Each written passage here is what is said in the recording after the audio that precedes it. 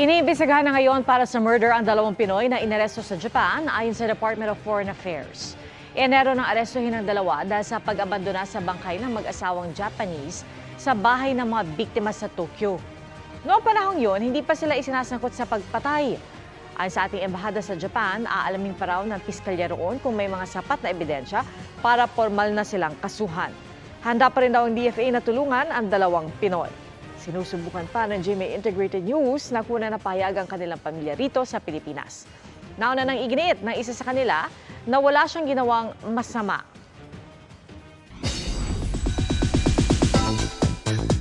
Bago manood ng concert ni Taylor Swift sa Singapore, heartfelt performance muna ang handog ni Asia's Limitless star Julian San Jose sa kanyang concert with Eric Santos. Ang mga pasabog na kantahan silipin sa chika ni Katati Bayan.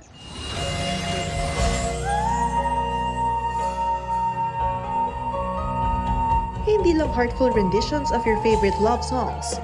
Anthem ito ng buong Pilipinas. May mga banter at hiritan pang nakakatawa. Let me do the honors. First honor.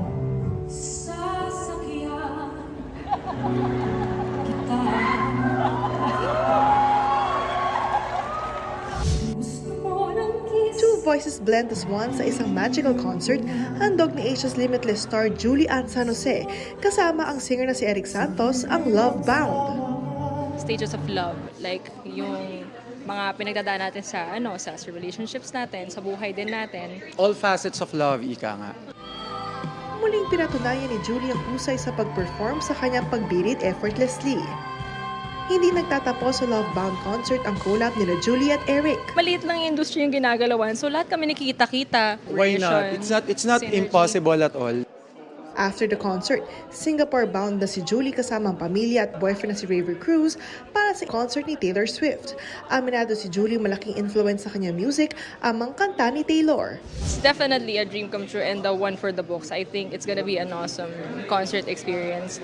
As a concert performer din, syempre gusto rin namin na alam mo yun makapanood din ng iba't ibang klaseng concert. Feeling ko marami akong matututunan sa kanya.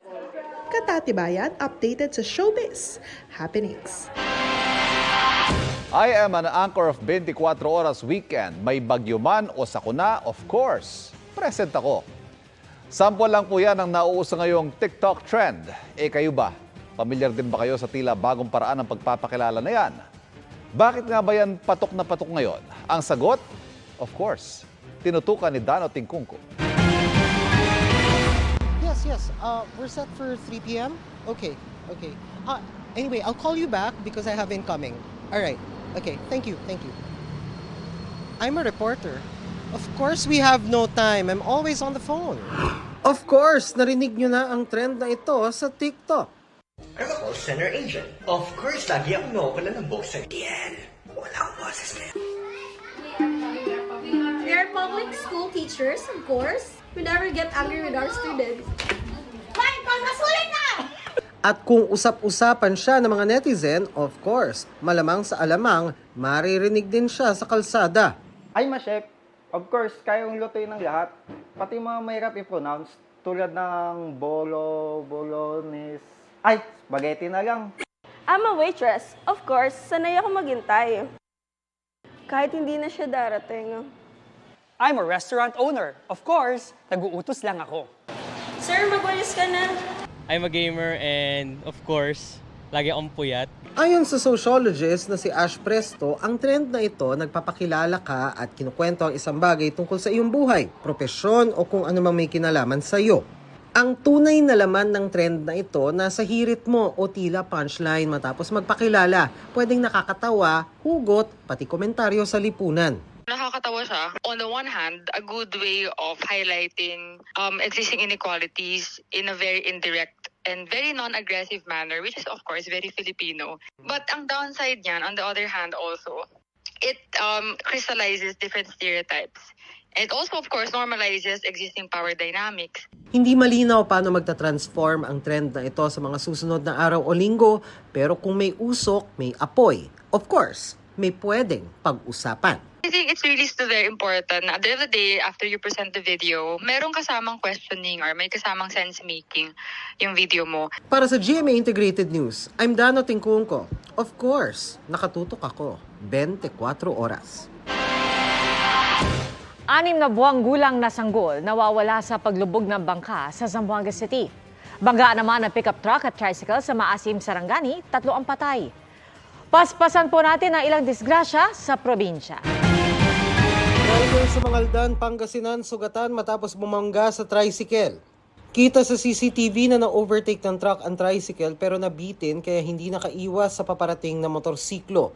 Ligtas ang tricycle driver maging ang 2 sakay habang sugatan ng rider, nagkaayos na ang 2 panig.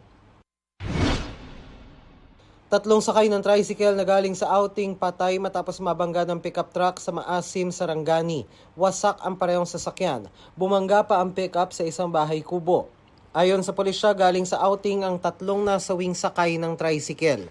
Nakaligtas ang driver at isa pang pasahero. Hawak na ng pulisya ang driver ng pickup na umano'y lasing. Hindi siya nagbigay ng pahayag. 6 sugatan matapos mahulog ang sinasakyan tricycle sa bangin sa Katanawan, Quezon. Base sa investigasyon, nawalan daw ng preno ang tricycle kaya hindi ito na kontrol ng driver kaya nahulog sa bangin. Ligtas na ang mga pasahero matapos dalhin sa pagamutan. Pampasaherong bangka patungong Basilan lumubog sa laot sa Zamboanga City.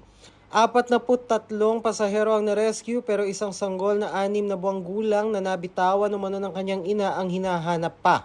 Hinihinalang overloaded ang bangka. Sinusubukan ng GMA Integrated News na kunan ng panig ang operator ng bangka pero wala pa itong tugon.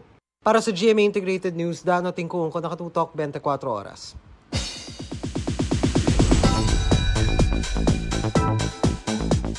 Mabilis at chikahan tayo para updated sa showbiz happenings. Welcome to Shiny World, Lisa! Full support si Blackpink member Lisa sa concert sa Singapore ng K-pop powerhouse group na SHINee. All smile sila Minho, Taemin at Key sa backstage photo with Lisa na tila matchy fits pa with blue and white coordinates. Stunning naman na rumampa si Kapuso and global fashion icon Heart Evangelista sa Paris Fashion Week para sa isang Vietnamese designer.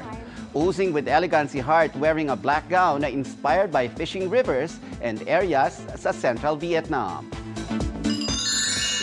On the way to Chapter 18, may pasilip si Sparkle star Sofia Pablo sa kanyang nalalapit na debut this April. Sa kanyang IG, ipinost ni Sofia ang isang teaser video na kuha sa Taipei Main Station in Taiwan na may caption pang #Sophia's Tropical Journey to 18. And that's my chika this weekend. Ako po si Nelson Canlas. Pia, Ivan? Salamat, Nelson. At yan po ang mga balita ngayong weekend para sa mas malaking misyon at sa mas malawak na paglilingkod sa bayan. Ako po si Pia Arcangel. Ako po si Ivan Mayrina mula sa GMA Integrated News, ang News Authority ng Pilipino. Nakatutok kami 24 oras.